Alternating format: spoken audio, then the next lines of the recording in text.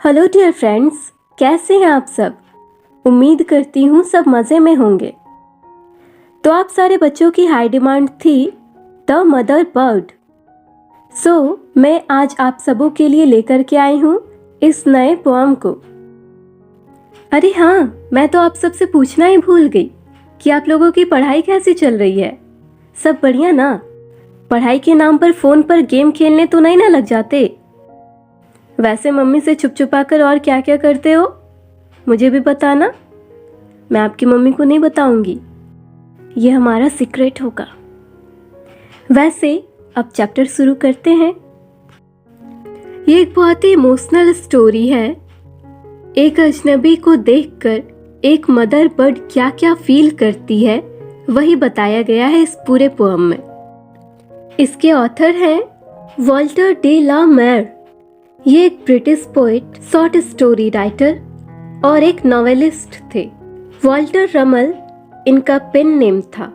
ये बच्चे और बड़े दोनों के लिए कहानियां लिखते थे। तो अब समझेंगे हम लोग इस पोएम की हर एक लाइन की इंटरनल मीनिंग को। ध्यान दीजिएगा आप लोग भी। Through the green Twilight of a hedge.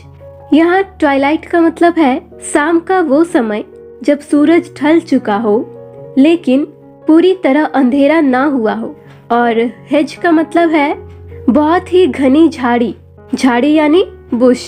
तो आप सबों ने पार्क वगैरह में अक्सर देखा होगा कि किनारे पर बहुत ही सुंदर सुंदर बुशेस होते हैं और ये बुशेस काफी ज्यादा डेंस या घने होते हैं। तो यहाँ पोएट यही बता रहे हैं कि जब शाम ढलने के बाद सूरज की मध्यम रोशनी यानी डिम लाइट उन झाड़ियों से होते हुए गुजरती है तो उन बुशेस के ग्रीन कलर की वजह से ये सूर्य की मध्यम किरणें भी हमें ग्रीन दिखाई देने लगती है। वो नज़ारा ही बिल्कुल अलग होता है। आगे है I peered with cheek on the cool leaves pressed and spied a bird upon a nest। यहाँ peered का मतलब है किसी चीज को या किसी इंसान को बहुत ही कंसंट्रेट होकर देखना। यहाँ पे स्पाई का पास्ट फॉर्म है और स्पाई का मतलब होता है किसी चीज पे नजर रखना या फिर किसी चीज को देखना। तो जब ऑथर पूरे ध्यान से उन झाड़ियों से देखने की कोशिश करते हैं तो उन्हें एक मदर बर्ड नजर आती है जो कुछ सॉफ्ट पत्तों पर अपने अंडों पर बैठी हुई है। मदर बर्ड्स अपने अंडों को गर्म रखने के लिए अक्सर उनके ऊपर बैठ जाती है। अब अगली लाइन है two eyes she had beseeching me। यहाँ beseeching का मतलब है बेगिंग यानी किसी चीज के लिए प्रार्थना करना। तो ऑथर ने हर तरह की सावधानी बरती थी कि जब वो झाड़ियों से झांक रहे हो तो मदर बर्ड की नजर उन पर ना पड़े, लेकिन फिर भी बर्ड की नजर से वे बच नहीं पाते और बर्ड उन्हें देख ही लेती है। तो वो बर्ड जब ऑथर को देखती है, ऑथर को ऐसा फील होता है जैसे कि वो बर्ड उनसे प्रे कर रही हो, उनसे हाथ जोड़कर प्रार्थना कर रही हो कि वो उसके बच्चों को कोई हार्म न पहुंचाए, कुछ नुकसान न करे, उन्हें भी इस दुनिया में जीने का मौका दे। 5th लाइन है meekly and brave and her brown breast। अब यहाँ पोएट दो कॉन्ट्रास्टिंग सिचुएशन के बारे में बता रहे हैं जो उन्हें बर्ड के फेस और आंखों से पता चलता है। तो ये दो सिचुएशन थे मीकली और ब्रेव। मीकली का मतलब होता है जेंटली एंड टिमिडली यानी थोड़ा शांत और डरा हुआ भाव, और ब्रेव का मतलब तो आप लोगों को पता ही है, बहादुर। तो पोएट को देखने के बाद वो बर्ड अचानक से बहुत शांत हो गई, बहुत डर गई, लेकिन फिर अपने बच्चों को बचाने के लिए अचानक से उसके अंदर ताकत आ जाती है, वो निडर हो जाती है। आगे है throbbed hot and quick over her heart. यहाँ हॉट एंड क्विक का मतलब हुआ बहुत तेजी से, लगातार। तो इस पूरी लाइन की मीनिंग हुई जब बर्ड ने पोएट को देखा तो उसे लगा कि ये कोई शिकारी है जो उसके बच्चों को हर्ट करना चाहता है। इसलिए डर से बर्ड का हार्ट बहुत जोर जोर से बीट करने लगा। उसकी धड़कनें लगातार बढ़ती जा रही थी। और यहाँ पे थ्रॉब्ड का मतलब है बीट यानी धड़कना। अब यहाँ पे अगली लाइन है and then she oped her dagger bill. यहाँ ओप्ड का मतलब है ओपन्ड यानी ओपन का पास्ट फॉर्म, और डैगर बिल का मतलब है बर्ड की बिक यानी चोंच जो चाकू की तरह शार्प हो। तो पोइट कहते हैं कि उसे देखने के बाद बर्ड अपने बीक को खोलती है और जोर से आवाज निकालती है। It was not a chirp as a sparrow's pipe. At break of day, it was not a trill as falters through the quiet heaven, but one sharp solitary note. यहाँ पाइप का मतलब है ऊंची आवाज में बोलना या गाना। ट्रिल का मतलब है एक म्यूजिकल साउंड जिसे बार बार रिपीट किया जाए। फाल्टर्स का मतलब है एक ऐसा साउंड जो अब धीरे धीरे स्थिर होने लगा हो और धीमा होने लगा हो। इवन का मतलब इवनिंग और सॉलिटरी का मतलब ओनली वन। तो अब लाइन 8 से 11 तक उस बर्ड के आवाज के बारे में बताया जा रहा है, लेकिन ये आवाज कोई चहचहाने की आवाज नहीं थी जैसा कि स्पैरो सुर में गाती है।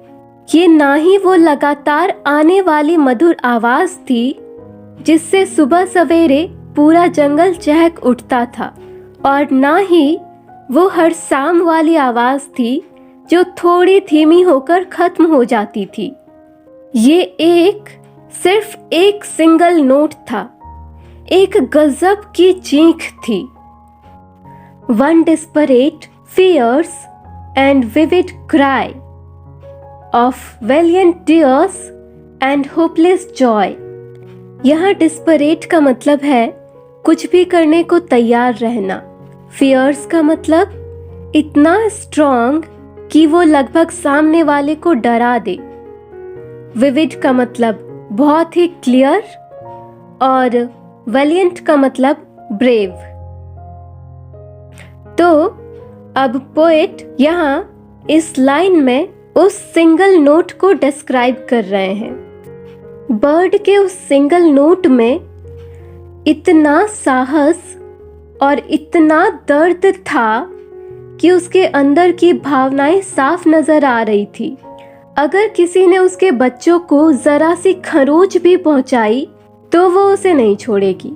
अपने बच्चों की रक्षा के लिए कुछ भी करेगी। वो चीख वाकई में इतनी जोरदार थी कि वो सामने वाले को डराने के लिए काफी था।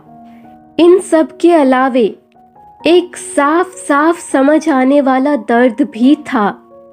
ये दर्द उसके आंसुओं में साफ साफ झलक रहा था, लेकिन ये आंसू उसके साहस और उसके हिम्मत को कम नहीं कर रहे थे। इन आंसुओं को उस मदर बर्ड की कमजोरी समझना सबसे बड़ी बेवकूफी होगी। अब अगली लाइन है one passionate note of victory of like a fool afraid I स्निक्ड।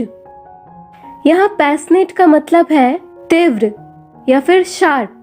Victory का मतलब है जीत, और स्निक्ड का मतलब है अपने जगह से शांतिपूर्वक चले जाना ताकि उसे कोई नोटिस ना कर पाए। तो इन दो लाइंस की मीनिंग है ये जो मदर बर्ड के दर्द और साहस के बीच कसमकस चल रही थी वो ज्यादा देर तक ठहर नहीं पाई।